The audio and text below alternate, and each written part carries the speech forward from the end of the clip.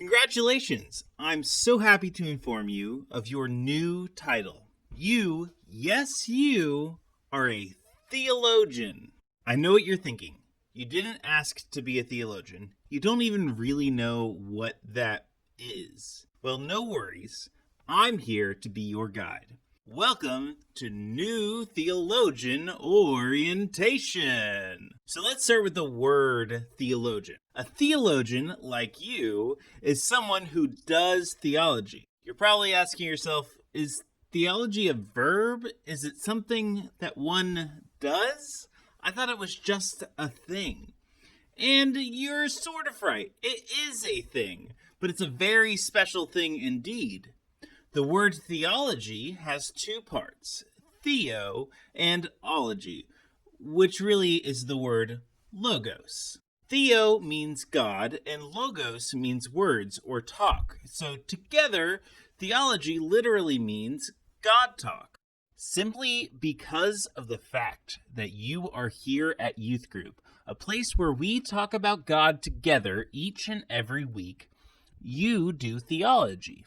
And therefore, you are a theologian.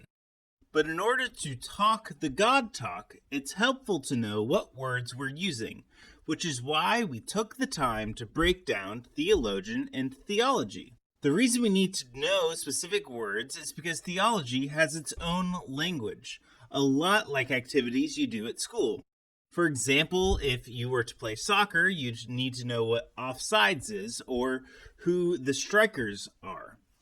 Or in music, you need to know what notes and pitch and scale and rhythm all mean.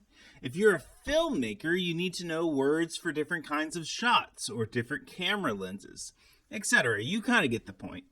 Theology is ultimately about interpreting your own life, but it's hard to do that when you don't have the words for what you're seeing or experiencing. So each week, we're going to give you a few words to know to better help you talk the God talk. And this week, we start nice and easy with Holy Trinity.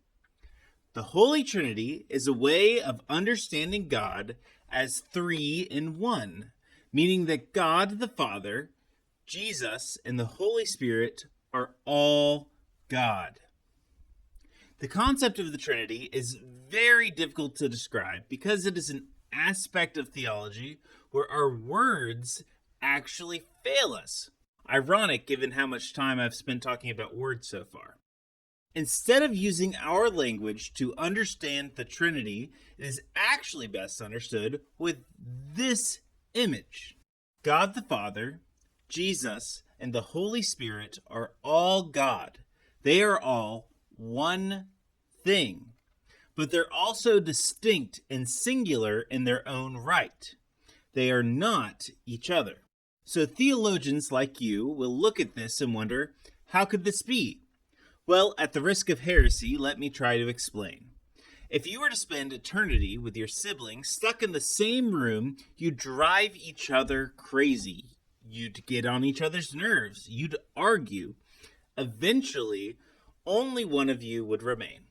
So for God to exist as all three of these beings at once, there needs to be a secret ingredient in the mix. Love. And not just any love, but unconditional, everlasting love. Perfect love. Love is the defining characteristic of the Trinity, and by extension, the defining value and characteristic of God. God is love. The Bible even says so in 1 John 4:8. This lesson is ultimately about words. Words we use to define ourselves, words we use to talk about God, and ultimately, it's about the one word that should be at the core of our understanding about who God is. Love. Thanks so much. I'll see you next week.